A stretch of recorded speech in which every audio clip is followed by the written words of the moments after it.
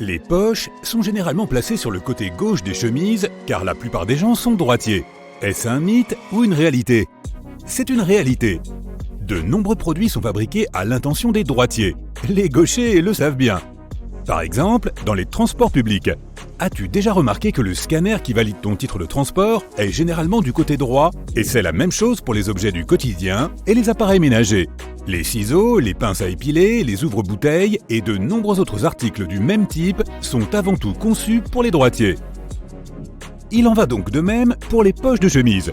Bien que certaines personnes utilisent leurs deux mains indifféremment ou changent leurs préférences selon la tâche à accomplir, la grande majorité des gens sont droitiers. Selon une étude, 75 à 90% de la population mondiale serait droitière et 10% seulement gauchère. Cela signifie qu'avoir une poche sur le côté gauche plutôt que sur le côté droit est plus pratique pour la plupart des gens. Fais-en l'expérience toi-même. Tu dois faire un effort pour atteindre ta poche placée sur le côté droit de ta chemise. En revanche, ton geste est tout à fait naturel quand il s'agit de chercher quelque chose dans ta poche de gauche.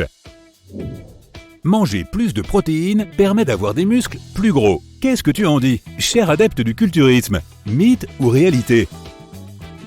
C'est un mythe. Il est vrai que manger des protéines est essentiel pour avoir de gros muscles. Les protéines, en effet, sont en quelque sorte les blocs de construction de ton corps. Et pourtant, en manger plus que ce dont tu as besoin est tout à fait inutile.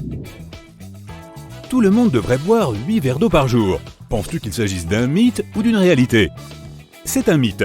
Ne te reproche donc pas de boire moins d'eau que ce qui est recommandé. 8 verres, ce n'est pas un chiffre magique. Les besoins en hydratation diffèrent d'une personne à l'autre. La quantité d'eau que tu dois boire chaque jour dépend de ton activité et de tes habitudes physiques. La température de l'endroit où tu vis a également une incidence sur tes besoins. Si tu vis dans une région chaude, tu transpires davantage et tu dois donc boire plus d'eau. La soupe, le café, le thé, les fruits et les autres aliments que tu manges quotidiennement contiennent eux aussi de l'eau. Les carottes sont riches en sucre, tu devrais donc éviter d'en manger. Si c'est vrai, nous devrions prévenir les lapins. Qu'est-ce que tu en penses? Mythe ou réalité? C'est un mythe. Les carottes sont composées d'environ 85% d'eau. Un demi-kilo de carottes cuites ne contient que 3 cuillères à café de sucre. Comparé à la quantité de sucre contenue dans tes desserts préférés, ce n'est rien.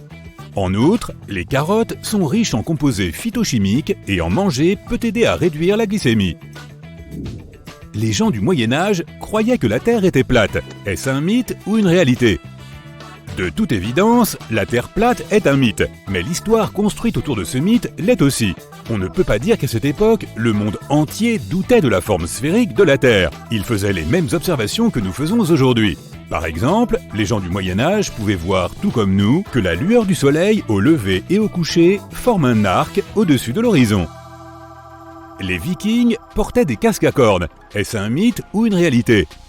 L'image est bien connue, pas de guerrier viking sans son casque à cornes. Mais en réalité, il n'y avait pas de cornes sur leur casque. Nous n'avons trouvé aucune preuve de cela. Les jus détox purifient ton corps. Est-ce une réalité ou un mythe? C'est un mythe. Ce qu'on appelle couramment la détox ne fonctionne pas comme ça. Ce sont tes organes internes qui prennent en charge le processus de nettoyage de ton corps. La rate, le foie, les reins, mais surtout le foie. Ton corps se purifie lui-même en permanence de façon naturelle. Personne n'a besoin de boire des jus pour éliminer ces toxines. Les noix sont de la malbouffe. Tu en penses quoi? Mythe ou réalité? Tu as raison, c'est bien un mythe. Les noix sont pleines de graisses saines. Elles sont excellentes pour ton cœur et tes autres organes. Les Américains jettent en moyenne 38 kg de déchets textiles par an et par personne. Est-ce une réalité ou un mythe? Une réalité. Imagine tous ces déchets. Lorsqu'une personne jette ses vêtements, ils ne se volatilisent pas tout simplement. Tous ces articles sont envoyés dans d'immenses décharges. Donner ses vêtements ou les revendre dans des magasins d'occasion est beaucoup plus écologique. Tu as probablement déjà entendu parler de ces astuces de lessive miraculeuses censées rendre tes vêtements super propres et comme neufs. Et si ces astuces de lessive n'étaient que des mythes? En voici 3. Les chemises doivent être boutonnées lorsque tu les mets dans ta machine. Est-ce que c'est vrai? C'est un mythe. Il vaut mieux garder les fermetures éclair fermées afin d'éviter que leurs dents n'accrochent le tissu de tes autres vêtements. Mais attacher les boutons d'une chemise peut dilater les boutonnières. À long terme, les boutons se mettront à glisser et ta chemise sera bonne à jeter. Laver ses vêtements à l'eau chaude est le moyen le plus efficace de les nettoyer. Est-ce un mythe ou une réalité? Il s'agit encore d'un mythe.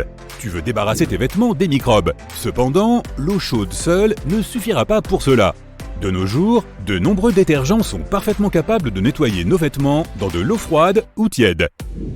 On doit nettoyer les taches sur la face extérieure du tissu. Est-ce vrai?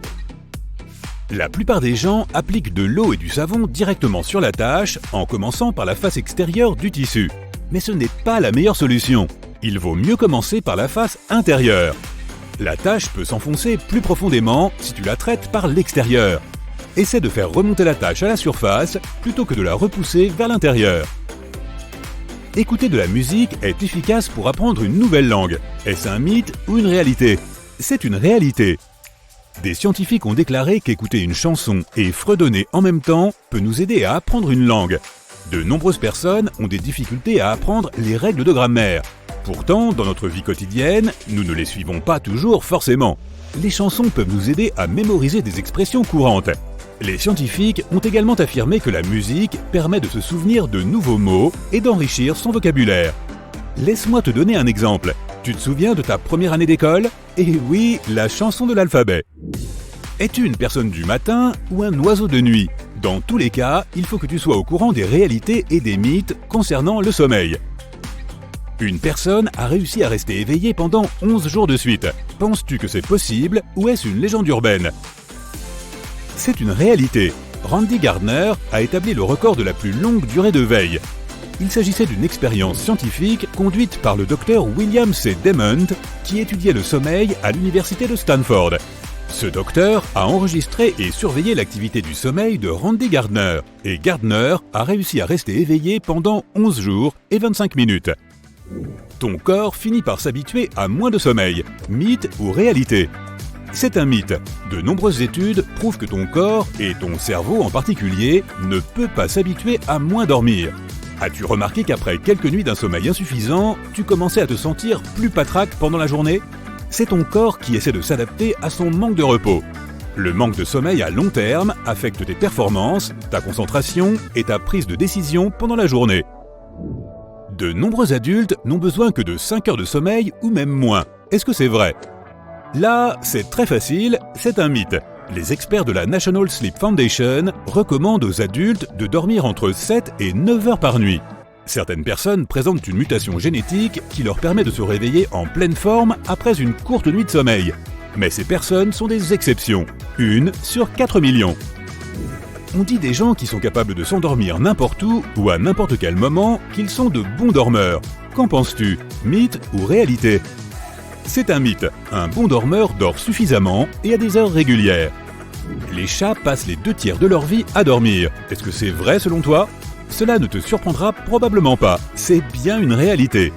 Alors, est-ce que tu as su répondre correctement à la plupart de ces questions?